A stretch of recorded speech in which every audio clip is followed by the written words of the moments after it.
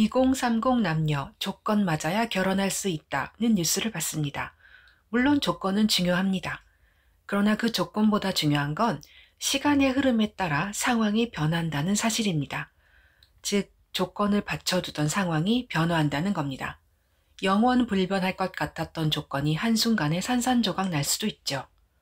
예를 들어 영원 불멸의 상징으로 여겨졌던 고가의 다이아몬드 시장은 기술 발전으로 1캐럿당 2만원에서 3만원짜리인 합성물이 자연산과 똑같아져서 이제는 몰락하고 있습니다. 순백의 결혼을 상징하던 고가 예물이던 다이아몬드가 젊은 층들의 캐주얼하고 값싼 장신구가 되어가고 있는 거죠. 이렇게 상황은 변하고 미래는 예측 불가입니다. 로판만 하더라도 높은 귀족 영의 딸이 어느 날 정쟁이나 모함에 휘말려 패족이 되고 서민 생활을 하는 이야기가 종종 있죠. 지금부터 얘기하는 김돈희가 그런 사례입니다. 김돈희는 묵제일기와 양아록의 저자인 이문건의 아내입니다. 그녀는 안동 김씨 당대 명문 세도가 출신이었죠. 당시 조선시대 양반 사회는 철저히 정략적인 집안끼리의 결혼이었습니다. 김돈희 역시 집안끼리 잘 어울리는 명문가 출신 이문건과 혼이 난 뒤 한양에서 잘 살고 있었죠.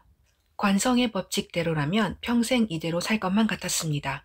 그러나 상황이 어느 날 급변하여 남편이 조정의 사화에 휘말려 성주로 귀향을 가게 됩니다.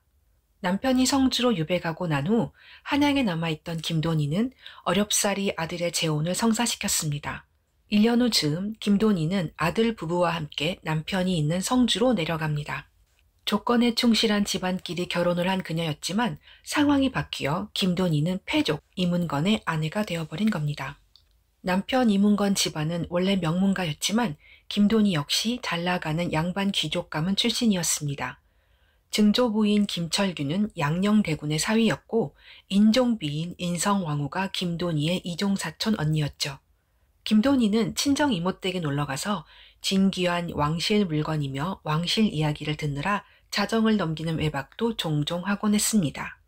김돈희는 처녀 때 했던 활동들을 결혼 후에도 계속 할 수 있었던 한양 셀럽 여자였습니다.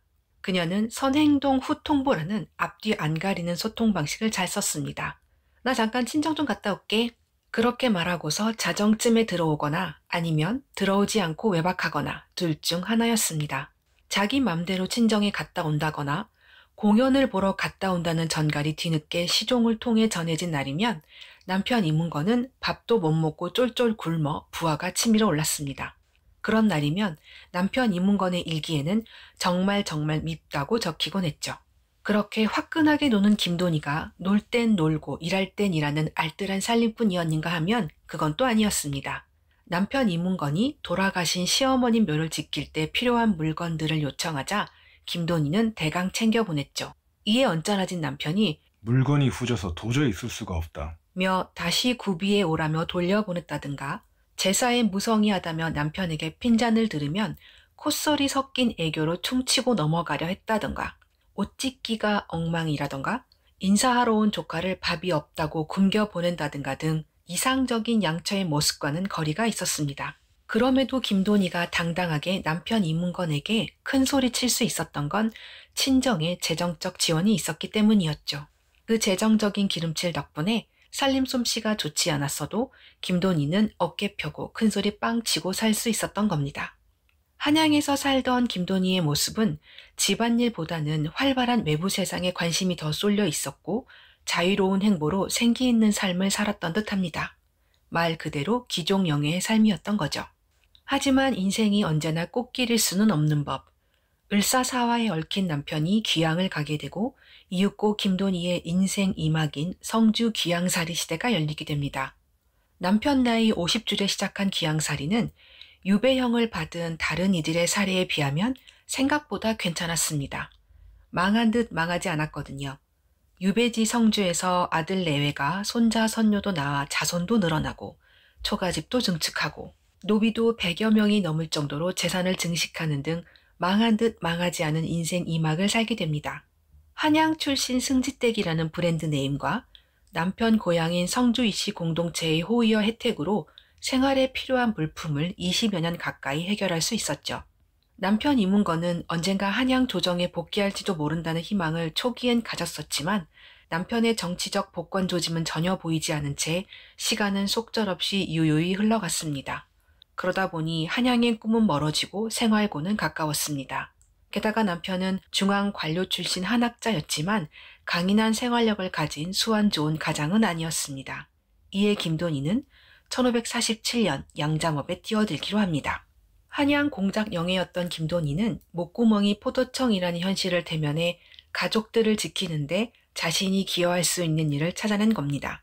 한양에서 온갖 덕질과 럭셔리 라이프를 살던 고관 대작 셀럽이 누에에게 뽕잎 주고 고치 따고 길쌈하는 여염집 안악이 된 것이죠. 당시 양잠, 즉 누에로부터 비단을 만들어내는 사업은 민가의 좋은 부업거리가 되었습니다. 조선왕실 주체에 친잠예가 있을 정도로 양잠은 조선시대 중요 국가사업으로 자리했었거든요. 조선시대 양잠업은 요즘으로 치면 반도체와 비슷한 거였습니다. 양잠업은 김돈희의 지휘 아래 며느리, 여자 노비 등 집안의 모든 여성들이 총동원되는 생계형 사업이었습니다. 작업 과정 중에 고치를 풀어 견사를 뽑는 방적 과정에서 눈을 뜰 수가 없을 정도의 연기가 나왔다고 합니다. 그래서인지 말년의 김돈희는 기침으로 괴로워하며 식사도 제대로 하지 못해 힘들어했고 남편 이문건은 각종 약재를 다려 먹이거나 무당을 불러 푸닥거리를 하는 등 아내를 치료하기 위해 노력을 기울였습니다. 1553년 8월 21일 김돈희의 생일날에는 왕실 인척의 행차나 귀한 선물이 당도하는 게 아니라 시장에서 장사하거나 뽕잎을 따거나 염색을 하는 동네 아낙네들이 초대되어 생일상을 나눕니다. 삶의 모습은 크게 바뀌었지만 김돈희는 일상의 소소한 행복을 잘 찾아냈던 듯합니다. 계속될 것만 같았던 그녀의 화려한 삶은 지나갔지만 그렇다고 그녀의 인생이 끝난 건 아니었으니까요. 화려한 귀족의 삶이든 양잠업을 하는 여염집 안악의 삶이든 둘 다 김돈희의 삶이니까요. 조건에 맞춘 결혼이었지만 김돈희는 남편과 아웅다웅 살며 가족을 지키고 바뀐 상황에도 적응하며 인간다운 삶을 살아갔습니다. 그녀의 삶에서 가장 눈에 띄고 밝게 빛나는 부분은 바뀐 상황을 탓하거나 비관하지 않고 의연하고 유연하게 변화에 직면하여 앞으로 나아갔다는 점입니다. 대단하거나 특별한 업적을 남기진 않았지만 흐르면 흘러간 대로 그곳에서의 삶을 산 김돈희는 망한 듯 망하지 않은 인생이었습니다. 상황이 조건을 만들기도 하지만 부서진 조건이 새로운 상황을 만들기도 합니다.